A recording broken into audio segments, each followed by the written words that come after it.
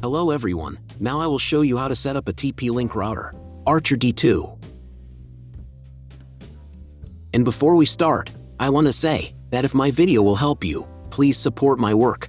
Every donation will help rebuild my home, which was destroyed by Russian invaders. Half of all donations I will send to animal shelters and funds which support Ukrainian war victims. All details are in the description down below. The first thing you need to do is turn on the router. Take the power adapter. Plug one end into an outlet and the other into the router.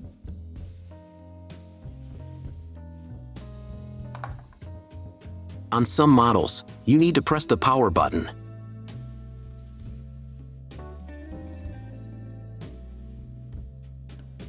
When the router turns on, the indicator will light up.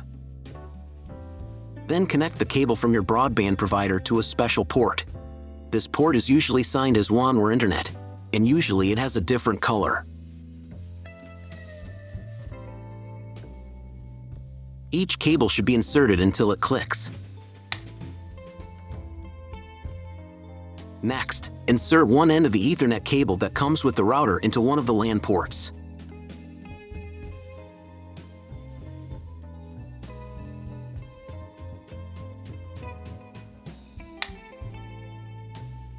And plug the other end into the Ethernet card of your computer or laptop. Great, we connected the router to your computer. Now you need to set it up. But first, I will show you another method how you can connect the router if you do not have an Ethernet cable or your computer does not have an Ethernet port. All you need to do is connect the router with the power adapter and the cable of your internet provider.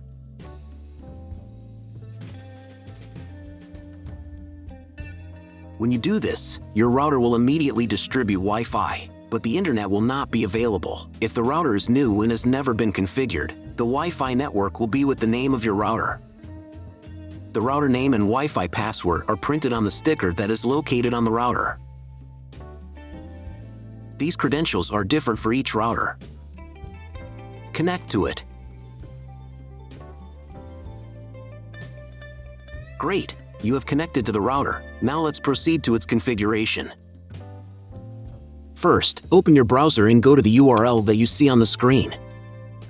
Use the address bar, not the search bar. If the link doesn't open, or you see a page with a password that you don't know, it means that your router has already been configured, and you need to reset it to factory settings. Press the special reset button on the router for 5 to 10 seconds.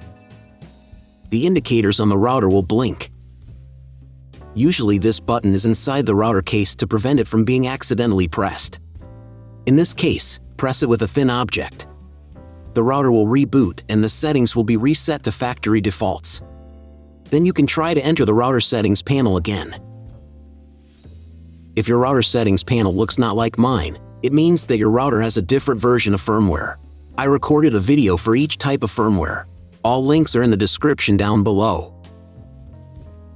So, first of all, you need to create a username and password for your personal account. Some firmware versions don't have this form, but if it appears, fill in all details and memorize them. Or better, write them down somewhere. They will be needed the next time when you log into your personal account. First of all, run the quick setup to manually configure your internet connection and wireless settings. I should also warn you that depending on the firmware version, you may not have some setup steps or they will be in the wrong order. Trust me, you got this. Just watch the video and follow instructions. On the first screen, select your time zone. If you don't remember which one you have, select any and click Next. On the next page, select the type of internet connection. Usually it is specified in the contract with your broadband provider. If you don't know, you can try to click on the Auto Detect button. The router will try to identify what type you have. If it has failed, select Dynamic IP and click Next.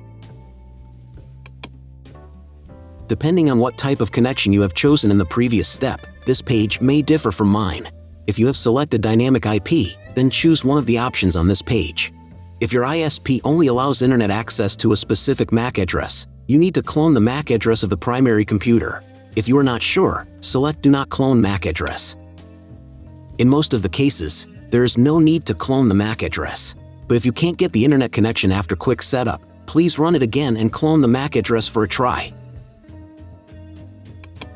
On next page, set name and password of your future Wi-Fi network. You can enable the available modes of your router. There will be one or more modes available. If there are several, enable them and enter for each network the name and password of your future Wi-Fi network. Password must be at least 8 characters long. When you write the credentials, click on the Next button.